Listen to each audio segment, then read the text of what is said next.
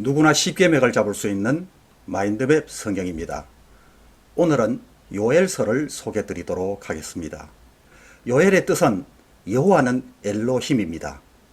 내가 너희 하나님 여호와가 되어 내 백성이 영원히 수치를 당하지 아니하리로다.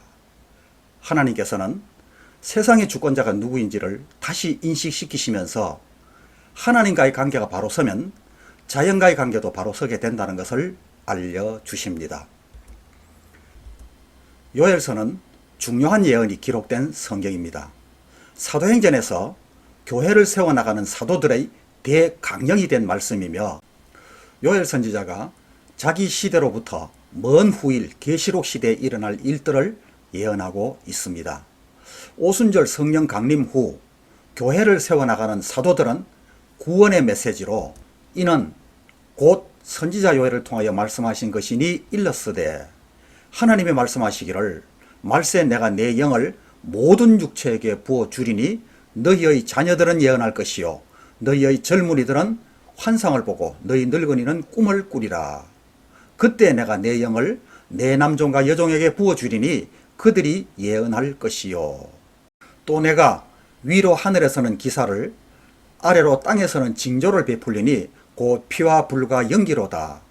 주의 크고 영화로운 날이 이르기 전에 해가 변하여 어두워지고 달이 변하여 피가 되리라. 누구든지 주의 이름을 부르는 자는 구원을 받으리라. 이렇게 요엘서 2장의 말씀을 사도행전 2장에서 인용하여 외치면서 전하였습니다. 기록자는 1장 1절에 기록된 대로 부두엘의 아들 요엘이며, 기록 시기는 불분명하여 두 가지 설이 있습니다. BC 830년 요아스 통치 초기이거나 BC 400년 바벨론 포로에서의 기한 후라는 두 견해가 지배적입니다. 시대가 불분명하다는 것은 이스라엘을 향한 총체적인 내용을 담고 있다고 볼 수 있습니다. 요엘 선지자는 자기 시대로부터 계시록까지 내다보며 예언한 선지자입니다. 여호와의 날을 통해 권면하시는 하나님을 소개하는 요엘서는 3장으로 되어 있습니다. 요엘서의 주제는 권면입니다. 선지자가 환상 속에서 본 메뚜기 떼가 직접적인 저작 동기가 되었습니다. 메뚜기 떼는 적어 침입을 가리키는데 여기서는 여호와의 날의 징조로 서술되고 있습니다. 여호와의 날이 범죄한 이스라엘에게는 희망의 날이 아닌 캄캄한 날이요 크고 두려운 날이며 해와 별이 빛을 거두고 하늘과 땅이 진동하는 날임을 인식시킵니다. 요엘서의 교훈은 여호와의 날이 가까웠다는 것입니다. 회개하지 않는 자에게는 이 날은 희망의 날이 아니라 저주의 날이 될 뿐입니다. 요엘 시대 이스라엘에는 메뚜기 떼가 몰려와 푸른 식물을 모두 뜯어먹는 전례 없는 재앙으로 농사는 폐농하여 양식이 떨어지고 다른 민족이 쳐들어와서 전쟁에 시달렸으며, 성전에는 제사가 끊어져 모든 사람들이 낙담하고 슬퍼하는 총체적 난국이었습니다. 요엘은 당시 이스라엘에게 주어진 재앙을 내게로 돌아오라고 부르시는 하나님의 경고로 인식하고 다양한 계층 사람들을 불러 모아서 하나님의 말씀을 전하였습니다. 선지자는 그 땅에 풍성한 소산을 즐기던 자들을 향해 이제는 흥청망청 할 때가 아니라 즐기던 것을 멈추고 정신을 차리고 깨어 울어야 할 때라고 강조합니다. 하나님의 진노가 땅을 휩쓸면 포도나무와 무화과나무도 앙상하게 다 타버릴 것이기 때문입니다. 이 말씀은 우리가 살고 있는 오늘 이 시대를 생각하게 만듭니다. 전국은 혼돈 속에 있고 경제는 코로나로 무너져 있고 하나님이 원하시지 않는 일을 욕심껏 하면서도 회개가 무엇인지 모르는 시대입니다. 환경과 처지를 핑계대지 말고 우리 모두 겸손하게 요엘 선지자의 외침에 귀를 기울여야 되겠습니다. 1장 1절입니다. 부두엘의 아들 요엘에게 임한 하나님의 말씀이라. 늙은 자들아 너희는 이것을 들을지어다. 3절에서 그 내용을 설명하고 있습니다. 너희는 이 일을 너희 자녀에게 말하고 너희 자녀는 자기 자녀에게 말하고 그 자녀는 후세에 말할 것이니라. 사건은 한 번이지만은 교훈은 반복되어야 되기 때문입니다. 4절입니다. 파종이가 남긴 것을 메뚜기가 먹고 메뚜기가 남긴 것을 느치가 먹고 느치가 남긴 것을 황충이 먹었도다. 우리가 여기서 알 수 있는 것은 모두가 다 메뚜기 까라는 것이며 메뚜기 종류에게 4번이나 피해를 보게 된다는 것입니다. 메뚜기 재앙과 가뭄과 기근으로 사람들과 가축이 울부짖는 총체적 어려움 속에서 요엘은 해결책을 제시합니다. 종교와 정치 지도자들을 비롯하여 모든 백성들이 회개하는 것인데 금식일을 정하며 성전의 성회로 모이라는 것입니다. 인간적 이익을 위한 활동을 멈추고 악행과 부정을 억제하는 가운데 죄악을 회개하고 오직 하나님의 도우심을 구하라고 강조합니다. 또 요엘은 제사장들에게 슬퍼하고만 있을 것이 아니라 백성들을 모아 회개하게 하고 너희들이 회개에 앞장서야 될 것이 아니냐 이렇게 말했습니다. 우리는 왕같은 제사장이라고 자랑스럽게 이야기하는데 대제사장이신 예수님이 십자가에서 죽으셨듯이 제사장은 다른 사람들의 죄를 지고 죽는 사람입니다. 요엘은 오늘 우리를 향해서 외치는지도 모릅니다. 그 2장에서는 여호와의 날 임함과 회개를 촉구하고 있는데 예언서에서 약 50회 정도 언급된 그날이라고 표현된 여호와의 날, 하나님의 특정한 날이 있습니다. 인간 역사가 이렇게 흘러갈 때에 하나님이 정하신 특정한 기간의 날들이 있는데 그 날들은 경고의 날, 징계의 그날, 회복의 그날, 심판의 그날이 됩니다. 하나님이 정하신 그의 날이 되면 하나님께서 직접 개입하셔서 인류 역사를 교정해 나가시는데 마지막 그의 날은 심판의 그날이 됩니다. 선과 악이 구별되는 날입니다. 당시 정치와 종교 지도자들과 제사장들과 이스라엘 백성들을 차례로 불러 경고하던 요엘 선지자는 하나님의 날이 어떠한 모습인지 자세히 묘사하고 있습니다. 메뚜기 재앙과 가뭄 전쟁으로 예고되는 임박한 여호와의 날에 대하여 경고하며 불이 앞을 사르고 기병이 달리는 것 같다는 말이나 병거 소리 등 시각과 청각으로 느낄 수 있도록 생생하게 묘사합니다. 여호와의 날이란 본래 이스라엘의 대적들을 심판하는 때를 의미하는데 여기서는 하나님을 떠난 이스라엘 백성을 심판하는 것으로 설명하고 있습니다. 그날은 누구도 피할 수 없는 소돔과 고모라가 무너지는 때와 같은 날이 될 것입니다. 우리가 자녀를 키울 때에 인격을 존중해서 상의하며 가르칠 때도 있지만 때로는 경고와 지시형으로 말할 때도 있습니다. 차를 탈 때 안전벨트를 반드시 매라는 말처럼 그것은 일어나면 안 되는 일이고 조심하지 않으면 실제 사고로 바로 이어질 것이기 때문에 선택할 수 있는 일이 아니라 무조건 들어야 하는 말입니다. 여호와의 날이 임박했기 때문에 일방적으로 선포하고 있습니다. 지나치리만큼 상세하고 구체적으로 기록된 말씀은 우리를 위한 것으로 미리 심판의 메시지를 주셨다는 것은 하나님이 우리를 사랑하신다는 강력한 증거입니다.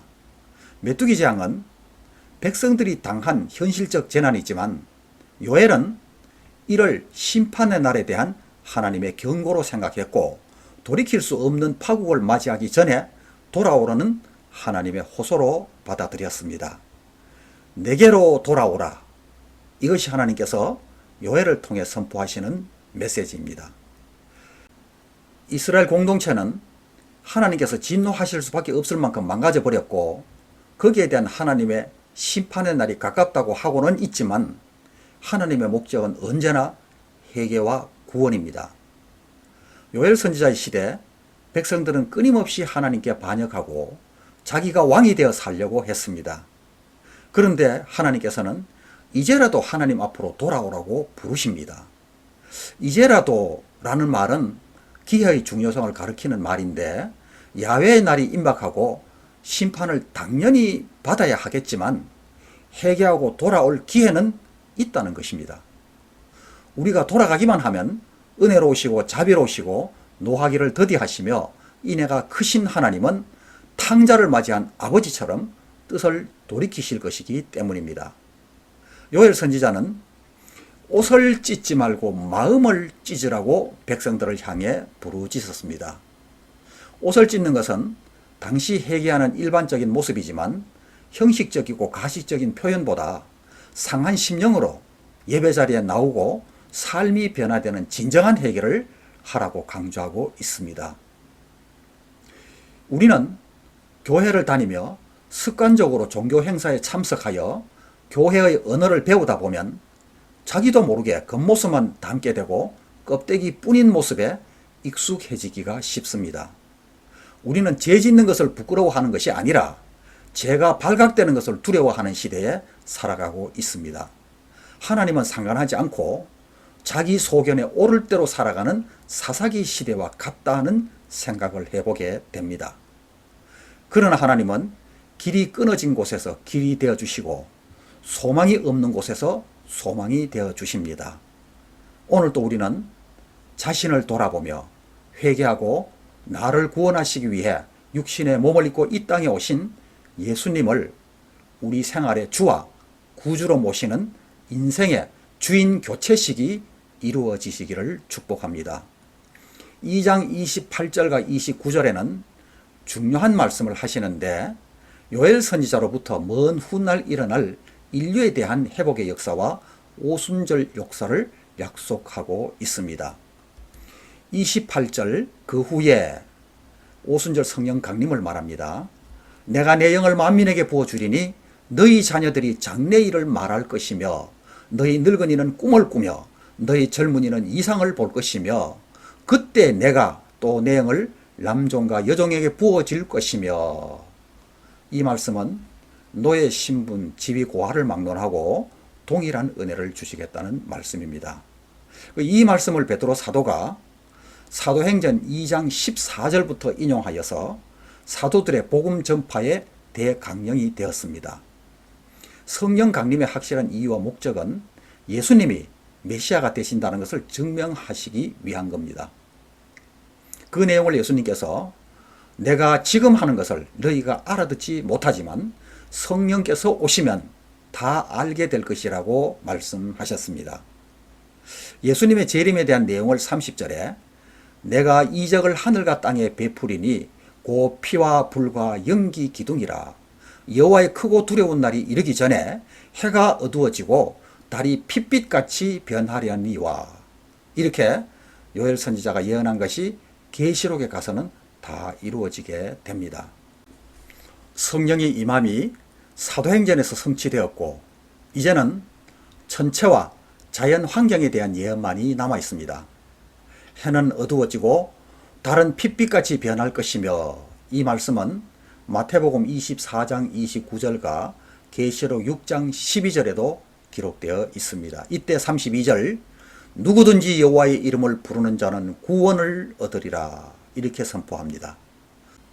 본문 내용 핵심은 구약 시대 때에 메뚜기 재앙을 주시면서 돌아오지 않으면 더 큰 메뚜기 재앙인 기근이 준비되어 있으니까 돌아오라고 외치는 것처럼 마지막 때에 성령께서 오셔서 영접하게 하시고 알게 하실 때 그 음성을 듣고 돌이켜야지 그렇지 않으면 계시록에 기록된 종말론적인 재앙이 오게 된다는 것을 예언하고 있습니다. 이 3장에는 여호와의 날에 있을 불신 국가들에 대한 심판 말씀이 있습니다. 1절 보라 그날 만국이 심판을 받을 그날입니다. 곧 내가 유다와 예루살렘 가운데서 사로잡힌 자를 돌아오게 할 그때에 내가 만국을 모아 데리고 여호사밧 골짜기에 내려가서 내 백성 곧 내 기업인 이스라엘을 위하여 거기에서 그들을 심문하리니 이는 그들이 이스라엘을 나라들 가운데 흩어버리고 나의 땅을 나누었음이며 이스라엘을 압제하고 포로로 잡아가며 하나님의 전을 약탈하고 대적하던 이방 나라들이 심판받을 것을 예언하고 있습니다. 그 이유는 하나님께서 이스라엘 백성을 징계하시기 위해 주변 나라들을 사용하셨는데 그들은 그것을 자기들이 능력이 있어서 그런 줄 알고 심판주처럼 하나님께서 허락하신 것 이상으로 악을 행하여 긍휼함이 없이 이스라엘을 괴롭혔기 때문입니다. 여기서 여호사밧의 뜻은 여호와는 재판장이시고 심판자이시다 이런 뜻입니다. 우리는 다른 사람이 어려움을 당할 때 함부로 정죄하거나 박수치지 말고 함께 아파하며 도와주어야 하겠습니다. 그 여호사밧 골짜기는 14절 심판의 골짜기에 사람이 많으며 심판의 골짜기에 여호와의 날이 가까움이로다. 해와 달이 캄캄하며 별들이 그 빛을 거두는도다. 여호와께서 시온에서 부르짖고 예루살렘에서 목소리를 내시리니 하늘과 땅이 진동하리로다. 그러나 여호와께서 그의 백성의 피난처 이스라엘 자손의 산성이 되시리로다. 17절 그런즉 너희가 나는 내 성산 시온에 사는 너희 하나님 여호와인 줄 알 것이라. 예루살렘이 거룩하리니 다시는 이방 사람이 그 가운데 통행하지 못하리로다. 그날에 산들이 단 포도주를 떨어뜨릴 것이며 작은 산들이 젖을 흘릴 것이며 유다 모든 시내가 물을 흘릴 것이며 여호와의 성전에서 샘이 흘러나와 시팀 골짜기에 대리라. 여기서 시팀 골짜기는 사해 부근 아라라 바다를 가리킵니다. 이 사건에 이루게 될 대지진에 대한 예언이 두 곳에 나와 있습니다. 에스겔서, 스가랴서 14장입니다. 에스겔서에는 그가 내게 이르시되 이 물이 동쪽으로 향하여 흘러 아라바로 내려가서 바다에 이르리니 이 흘러내리는 물로 그 바다의 물이 되살아나리라. 스가랴서 14장에는 그날에 생수가 예루살렘에서 솟아나서 절반은 동해로 절반은 서해로 흐를 것이니라. 여름에도 겨울에도 그러하리라. 이스라엘이 회복되기 전에 일어나는 큰 천재지변이 있습니다. 과거 첫 번째 큰 지진은 우시아 왕 때 동서로 땅이 갈라지는 지진이 있었고, 재림 직전에 일어난 두 번째 지진은 남북으로 땅이 갈라지는 지진이 있을 것입니다. 예루살렘에서 사해로 이어져서 죽음의 바다 사해가 생수로 생명들이 살게 된다고 합니다. 이것은 이스라엘을 하나님이 돌아보사 사해까지도 다시 살아나는 나라가 될 것이라고 약속하시는 것입니다. 그 광경을 요엘 선지자가 바라보니 여호사밧 골짜기 심판의 골짜기에는 사람들이 가득하고 아직도 그들은 하나님이 잠깐 그들에게 허락하신 것도 모르고 자기들이 강하고 위대하다라고 환호하며 떠드는 소리에 혼란스럽고 시끄러웠다고 했습니다. 그때 그들을 심판하시는 모습을 그리고 있습니다. 세계 강대국들이 아마게돈 전쟁을 일으키다가 크게 심판받고 환란 날에 하나님께서 이스라엘의 피난처 되실 것과 새 예루살렘이 도래할 것을 예언하고 새 하늘과 새 땅이 마련될 것을 보여주고 있습니다. 해결을 하든지 해결을 하지 않든지 모든 사람은 하나님의 날에 하나님을 만나게 되어 있습니다. 회개한 자에게는 하나님의 긍휼이 임하고 그렇지 않은 자에게는 심판이 임합니다. 요엘서를 읽으면서 우리가 신앙생활을 한다고 하지만 어정쩡한 자리에 서 있지는 않는지 조심스러워집니다. 요엘 선지자는 자기 시대로부터 계시로까지 내다보았습니다. 이스라엘의 회복과 오순절 성령 강림, 마지막 때 피, 불, 연기로 덮일 것, 그리고 최후의 심판대까지입니다. 심판과 회복은 함께 이루어집니다. 광복절은 우리 대한민국은 회복의 날이지만 일본은 심판의 날이 되었듯이 이방 나라들에게는 여호와의 날에 해와 달과 별들의 빛을 거둔다고 하십니다. 빛은 은혜를 상징하는 것인데 끝까지 주님을 대적하는 자들에게는 은혜와 긍휼이 없는 심판이 있을 것을 예고하고 있습니다. 반면에 이스라엘 자손들에게는 피난처와 산성이 되어 주시겠다고 선언하십니다. 시온의 회복과 메뚜기 재앙으로 폐허가 된 땅의 회복을 약속하시는데 예배의 회복과 삶의 환경의 회복을 의미합니다. 내 이름으로 일컫는 내 백성이 그들의 악한 길에서 떠나 스스로 낮추고 기도하여 내 얼굴을 찾으면 내가 하늘에서 듣고 그들의 죄를 사하고 그들의 땅을 고치겠다고 솔로몬에게 약속하셨던 역대하 7장 14절의 말씀대로입니다. 끝까지 믿음을 지킨 성도들이 누릴 영광, 곧 장차 하나님의 교회가 누릴 영광에 대한 약속입니다. 그런데 이것은 교회와 성도가 엄청난 대단한 일을 했거나 특별히 깨끗해서가 아니라 하나님께서 시온에 계시기 때문입니다. 하나님이 계신다는 것은 하나님의 나라를 옮겨놓은 곳으로 부여와 영광이 있는 천국이라는 것이지요. 그러므로 하나님을 모시고 사는 사람은 이 땅에서도 천국을 살고 죽어도 영원한 하나님 나라에 가는 것입니다. 오늘 요엘서를 마치면서 그런 은혜의 삶을 살아가시기를 축복합니다. 다음 시간에는 오바다서에서 뵙도록 하겠습니다.